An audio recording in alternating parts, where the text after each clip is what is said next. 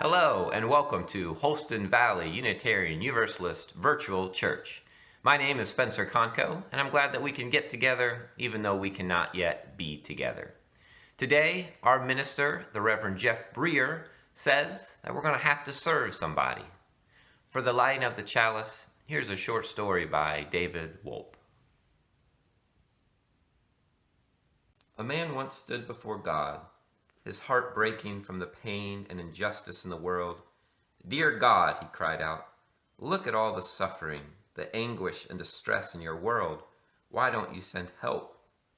God responded, "I did send help. I sent you."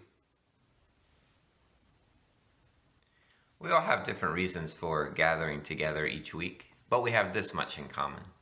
We will work together as a church to transform ourselves, our community, and our world by sharing love, pursuing justice, and seeking wonder.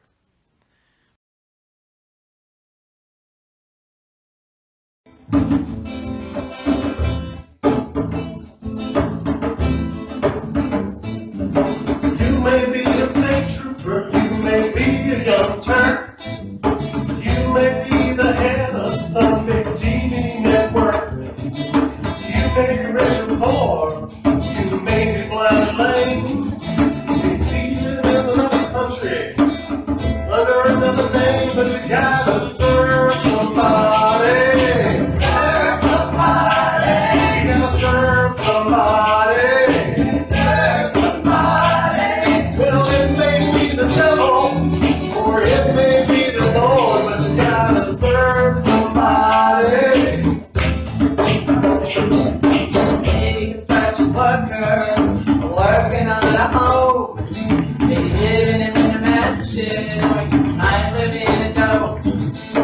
You might own guns, and you might even own pain.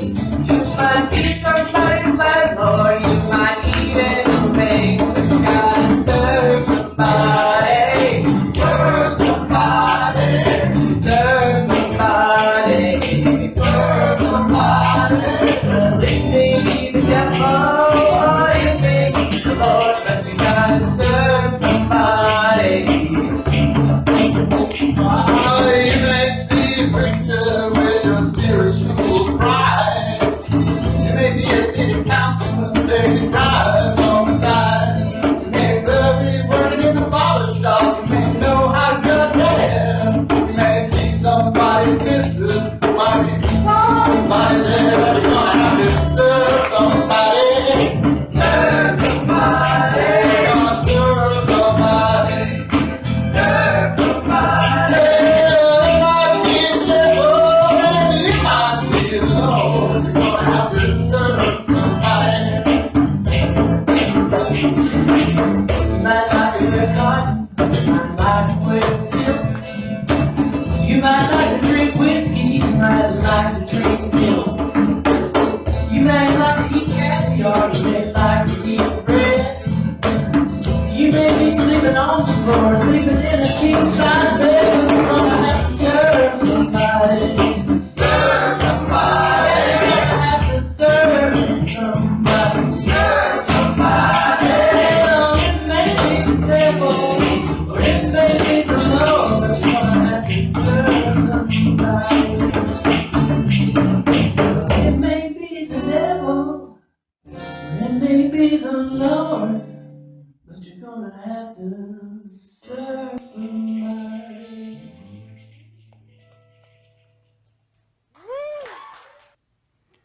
We'll sing Loving Kindness next. Please light a candle to dispel the darkness, to honor someone or some event, or to bring light to a memory.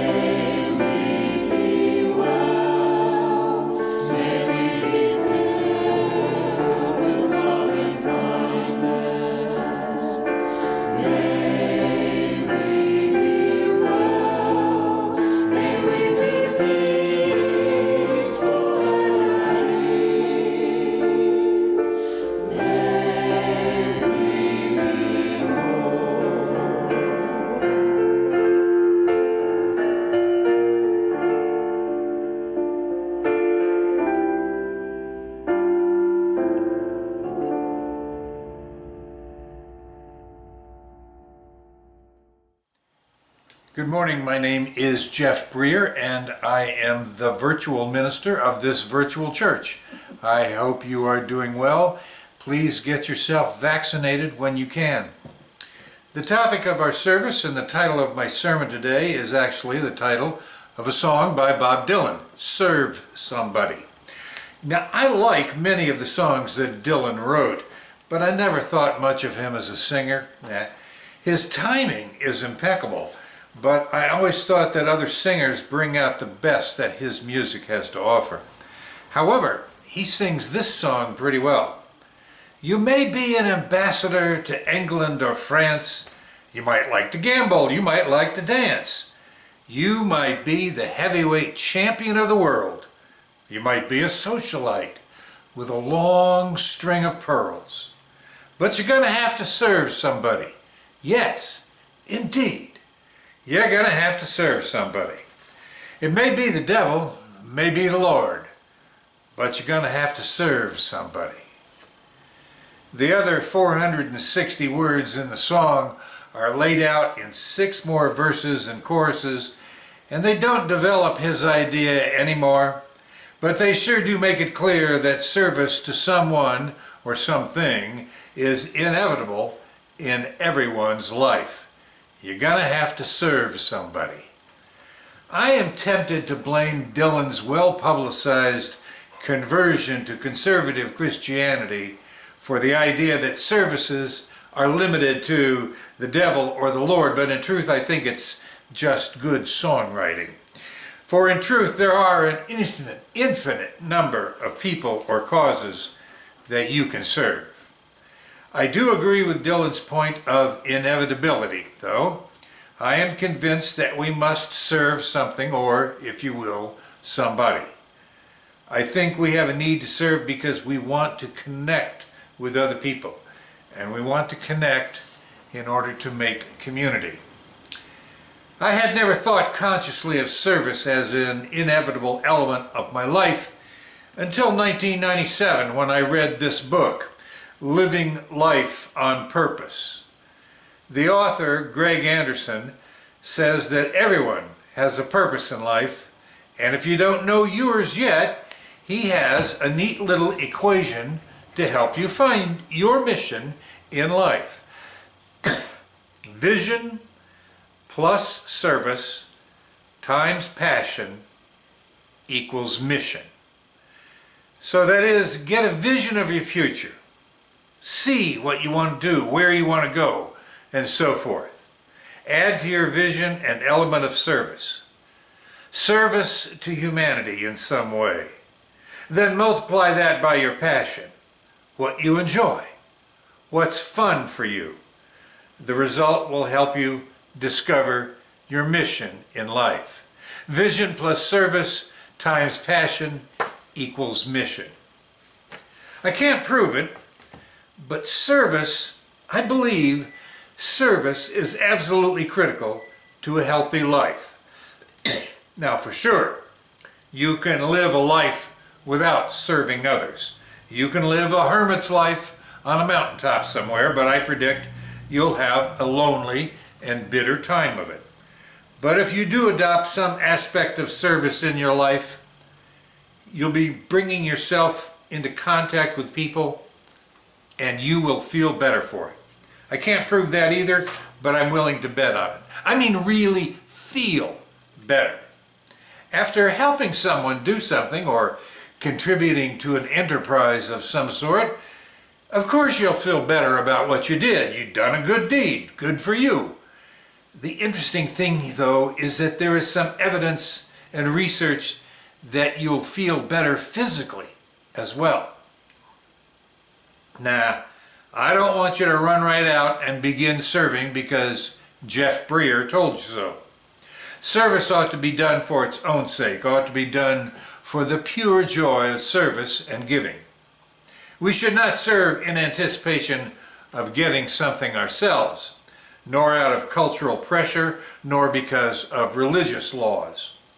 Although Jesus did sum up all the law and all the prophets in this phrase, love God and love your neighbor. One of the pillars of Islam is almsgiving. These laws, in my opinion, ought not to be followed for any other reason but that they are sensible. They're good ideas. We ought to make service a part of our lives because it's the right thing to do. There is no reason not to serve humanity. When you research the Golden Rule, you will find that it turns up in several ancient cultures, but it's phrased negatively. Don't set your neighbor's house on fire if you don't want your own house set on fire. Don't do to others what you don't want done to you. Better, though, is the same sentiment as turned around by Moses, Jesus, and Muhammad and expressed in positive terms. Love thy neighbor as thyself. That's from Leviticus and the Gospel of Mark. Do unto others what you would have them do unto you. That's from the Gospel of Matthew. No one of you is a believer until he loves for his neighbor what he loves for himself. That's from the Hadith, the collected sayings and wisdom of the Prophet Muhammad, peace be upon him.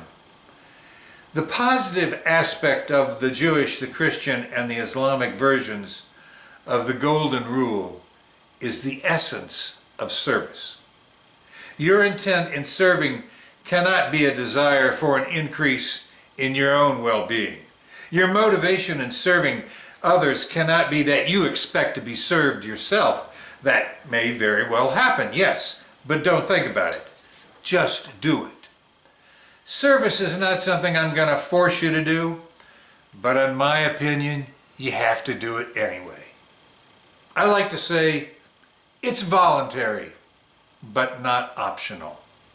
Service to the cause of justice, service to humanity in some form is voluntary, but not optional. You're expected to give support to your friends, right? You're expected to give support and encouragement and love to your spouse or your partner. By virtue of the role you play in life, a lot can be expected of you. But I want you to go beyond expectations. I want you to be more like Nahshon ben Aminadab. I guess you've never heard of Nahshon ben Aminadab, but I guess you've heard of Moses, right? And I guess you know the story of how Moses led the Israelites out of captivity in Egypt by parting the Red Sea. But that's not all there is. As Paul Harvey would say, here's the rest of the story. There they were, all the Israelites just busted out of jail in Egypt, camped out on the shores of the Red Sea, wondering where they're going next, wondering that Moses always talks to himself, and how the heck are they going to evade Pharaoh's army? Suddenly a sentry announces the imminent arrival of a phalanx of infantry backed up by charioteers armed to the teeth. A near panic ensues as they break camp, load up, and look for Moses, who is nowhere to be found. As the Egyptians appear on the horizon, Moses finally shows up with his long staff in hand, acting cool as could be. "Relax, boys," he says. "God's gonna tell me that we're gonna cross the Red Sea." "Right," says Jacob.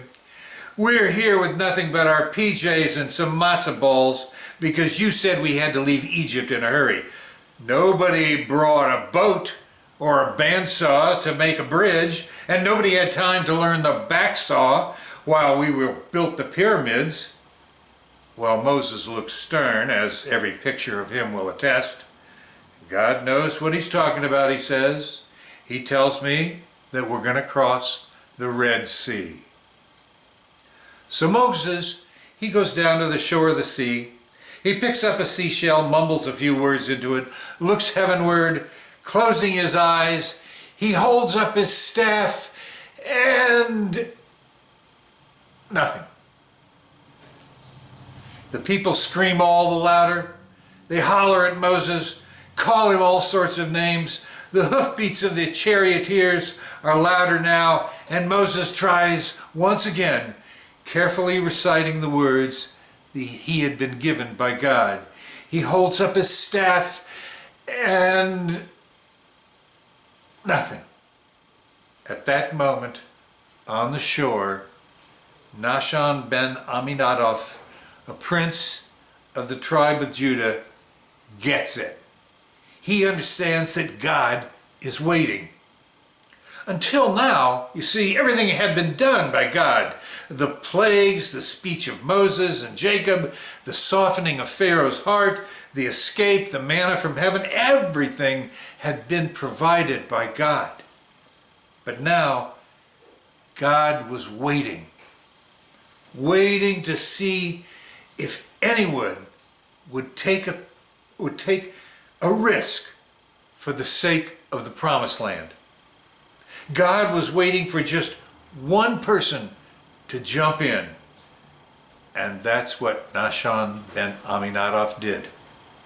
He jumps in the Red Sea and wades out into the water until it's around his armpits. He turns and looks back at his family and cries for him. He continues and the water rises up to his nostrils. Now he can hardly hear anything. He holds his breath.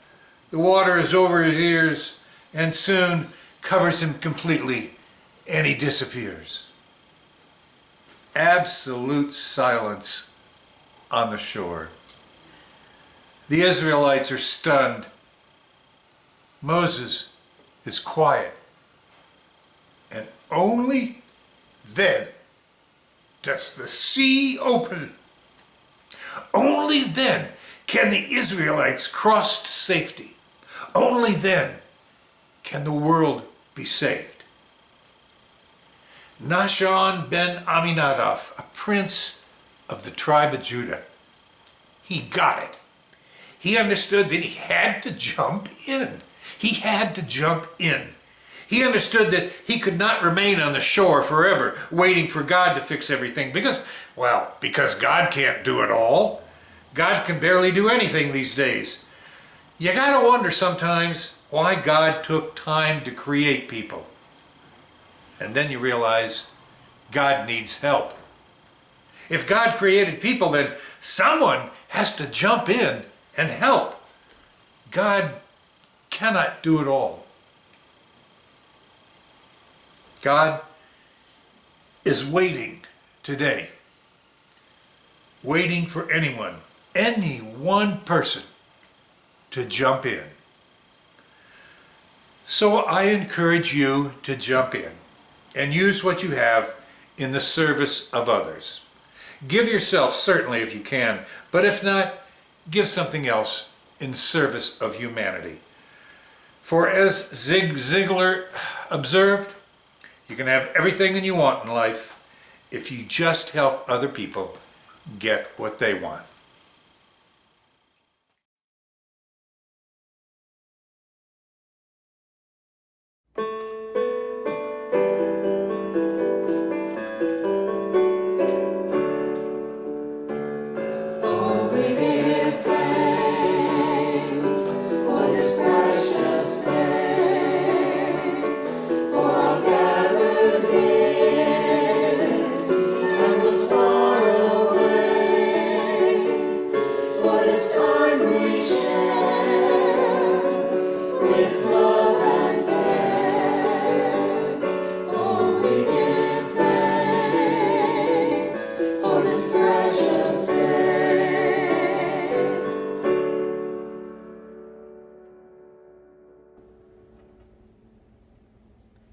Reverend Briere talked a lot about connections.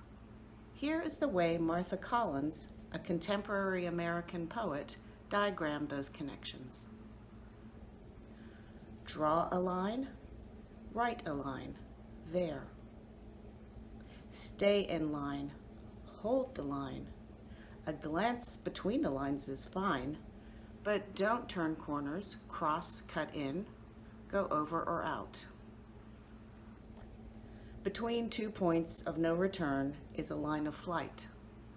Between 2 points of view is a line of vision, but a line of thought is rarely straight. An open line's no party line, however fine your point. A line of fire communicates, but drop your weapons and drop your line. Consider the shortest distance from X to Y.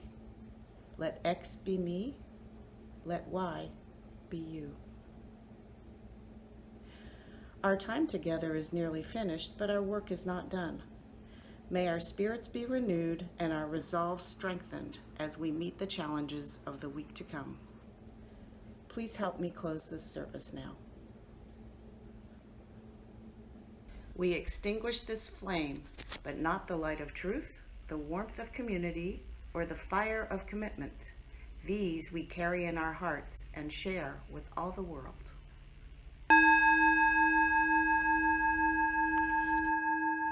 My name is Martha Rubenstein, and I'm happy that you could join us for this service. Please come back whenever you like. We will post another virtual church service next Sunday. Please contact the minister or the caring team if you or someone you know needs help during this time. Our services are recorded in advance, so current events may move faster than our ability to address them in a timely fashion. However, you can find up-to-date information on local events, social justice issues, inspiration, and content for all ages on our Facebook page. For our postlude, the song that started Reverend Briere thinking about this service, Serve Somebody. As you make your way through the week, remember that you are good, you are loved, we all need a little work, and we're all in this together. Nothing left to say now, but yay, church! God must be sleeping, God's on a bus, or out of the office on a really long lunch. She's held up in traffic, or walking a beach.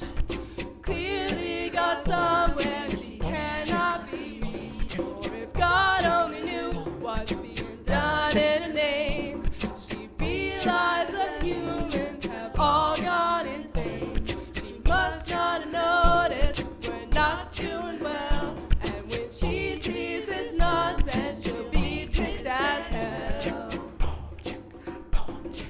Burn her best wishes, refuse recompense for stolen land, labeled God's providence.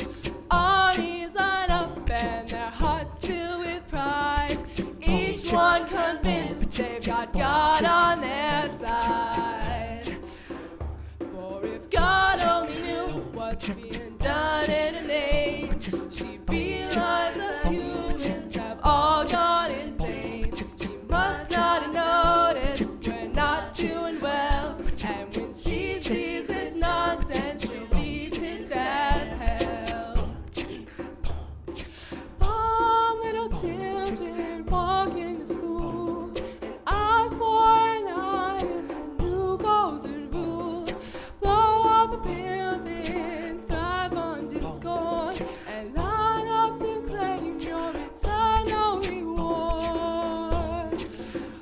Oh, if God only knew what's being done in a name. Oh, if God only knew what's being done in a name.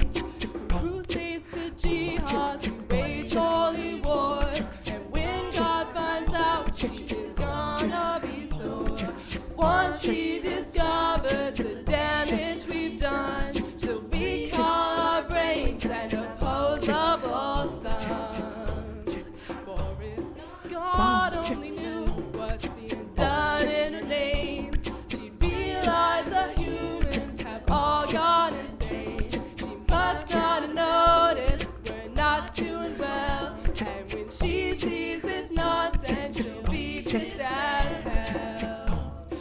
For if God only knew what's being done in her name, if God only knew, if